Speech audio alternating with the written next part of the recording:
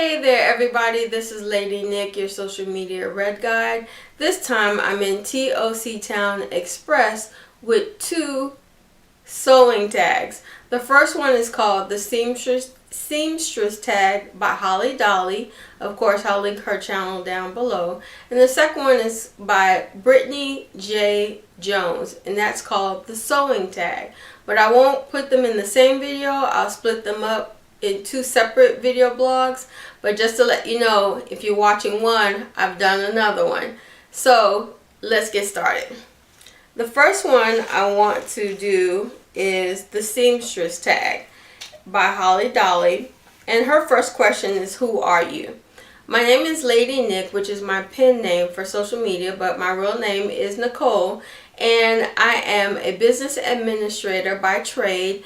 I wanted to get started sewing once again since I had a lot of projects to finish, but really didn't find my style, or what I wanted price-wise in the store. So I thought I'd get back to my sewing machine and create new products. Number two, when and why did you start sewing? Well, my mom has always sewed all my life. She's definitely a trained seamstress, but not by trade. She's also a business background. But from grammar school through high school, all the way all through college, I can't remember ever wanting something very special and not having my mom sew it for me. So fast forward that she's not really a good teacher. She'll show you how to do it. You have to pick up as you go. But as far as like learning how to sew, I had to look for lessons elsewhere. So for me, I wanted to just learn how to sew because I saw the diversity in what you could create, and of course the patterns. But I really didn't have a foundation at that time, and I'm growing a new foundation on the complex side of, just simple things of, how to piece it together, how to take measurements, making sure you have the correct measurement. What if you need to change the patterns? I'm still at the beginning, so yeah. Number three, what is your favorite, proudest make? That would have to come from something my mom made when I was in college. I happened to be in a fashion show, and me being me, I went, you know what, Mom, I need you to sew this Vogue pattern for me this weekend. It wasn't over a weekend, but I'm sure it was a short amount of time, and it was a beautiful dress that I modeled for the fashion show. Unfortunately, I don't have the dress any longer, but I remember it. If I find the pattern, I'll definitely put it up on this channel and let you see it. Number four, what is your most disastrous make? Okay, so I had a lot of fabric donated to me years ago. And finally, my brother's mother-in-law took the courage effort to sit down with me to teach me how to sew. So the dress part of it was like a long A-line simple dress with two slits up the side. And I have the shawl that I made along with it. So it was actually double-sided. It wasn't a disastrous make in the end, but the process in getting it done, oh my goodness, it was a bigger headache than I had ever thought. And I learned a valuable lesson through that. And one thing that she shared with me was you can't just, say, oh, I need a dress in about 5 minutes and think that by the end of the day you're going to have a dress. It doesn't work like that in sewing. So that was disastrous for me. But the dress turned out, fine. It was very wearable. I did wear it. But I will be redesigning a new outfit with it, hopefully by the fall. So these colors, I love the colors, and I'm definitely going to be using them for my new season wardrobe. Number five, what is your favorite place to go? Where is your favorite place to go fabric shopping? That would be like a Joann Fabrics. I've been to like different factories. I'm hoping that they're still open. That's why I don't want to mention the name. But it was like 4 floors, warehouse floors full of fabric. Now mind you, this is Chicago where I live. So a lot of, the downtown and west side of Chicago are old, warehouse places with some companies have taken over. So you have a lot of different, you got Joanne, you had Vogue here, you even had Fisherman, which is no longer here, but normally like downtown to west side of Chicago, downtown, you have a lot of great fabric places. Number 6, what is your most used pattern? Well, since I'm still a beginner, I really don't have a most used pattern, but how I learned how to sew was how to make tablecloths and napkins. So basically, when I found a pattern that, pretty much gave me a different design to a placemat, then I started using that. But I don't have a favorite right now because I'm still a beginner.